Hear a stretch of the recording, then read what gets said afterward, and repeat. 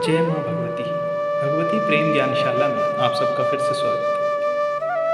आज हम जो कहानी सुनाने जा रहे हैं उसका समय जो है वो अभी काफ़ी उचित है, क्योंकि दिवाली आने वाली है और हम सब माँ लक्ष्मी के आगमन की प्रतीक्षा कर रहे हैं। सब चाहते हैं अपने घर में लक्ष्मी की स्थापना हो और हमेशा के लिए लक्ष्मी जी वास करें।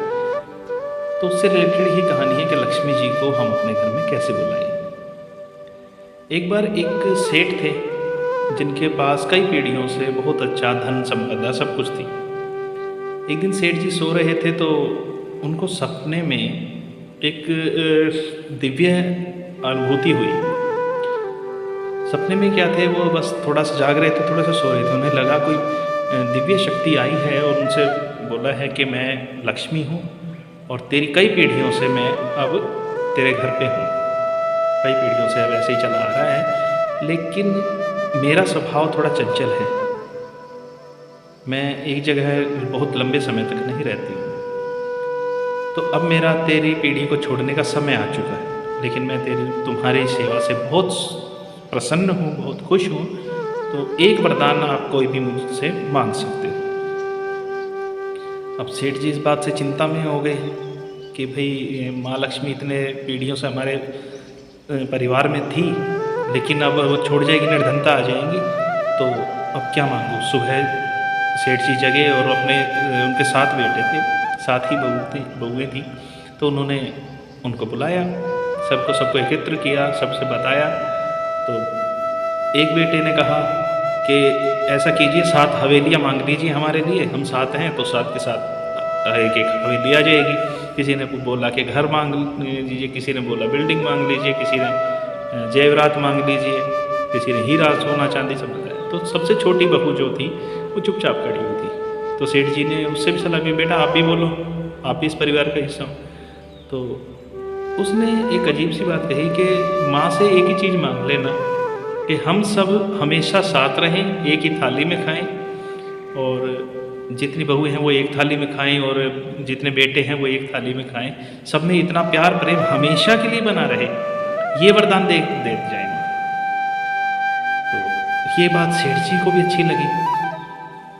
अब अगले दिन जब वो उसी अवस्था में थे, आधे सोए हुए आधे जागे हुए, तो उनको फिर अनुभूति हुई और माँ ने आकर के पूछा कि बताओ बेटा, क्या सोचा, क्या विचार किया, क्या मांगना चाहते हो। तो माँ, कुछ ज़्यादा नहीं मांगूंगा, बस इतना मांगूंगा कि मेरा परिवार जो है वो हमेशा एक साथ एकजुट रहे, उसमें प्यार प्रेम बना रहे और कोई किसी चीज़ के लिए तरसे ना। माँ ने बोला, बेटा ये क्या मांग लिया। मैं तो खुद दुविधा में आ गई, क्योंकि जिस घर में प्यार और स्नेह इस हद तक होता है, मेरा हमेशा के लिए वहाँ वास हो जाता है। मैं वहाँ से जा ही नहीं पाती जहाँ प्रेम का वास हो। और माँ उनको ये वरदान देते हुए उनके घर में सदा सदा के लिए स्थापित हो गई। तो इस कहानी से हमें शिक्षा ये मिलती है कि हम जितना अपनों से प्रेम में रहेंगे, अपने घर में जितना प्रेम हम रखेंगे, उतनी ही ज़्यादा सुख संपन्नता जो है वो हमारे पास आती जाएगी, उतना ही धन धान्य आ जाएगा। और लक्ष्मी से मतलब सिर्फ धन से नहीं होता, लक्ष्मी से मतलब होता है खुशियों से, निरोग रहने से, अच्छे स्वास्थ्य से, मन की खुशी से, शांति से, व्यवहार से, हर चीज़ में जो है अच्छापन आ जाता है। वो होती है असल में लक्ष्मी जी का वास। सिर्फ धन आना लक्ष्मी जी का वास नहीं होता।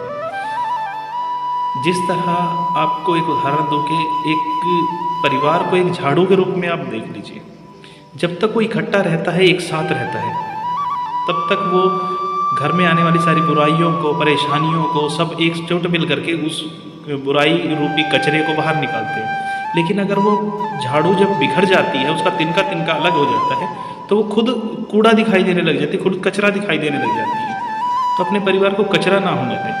आज जैसे भाई भाई को लड़ रहा है जरा से धन के लिए, या जरा सी ज़मीन के लिए, 2 गज ज़मीन के लिए भाई भाई को मार रहा है, या उससे बोलना छोड़ रहा है, या उसका त्याग कर रहा है, ये सबसे गलत है। तो ये ना करें। और जो है सब प्यार प्रेम से रहे। सबके लिए दिवाली की हार्दिक शुभकामनाएं। माँ भगवती आपको प्रसन्न रखें। जय माता।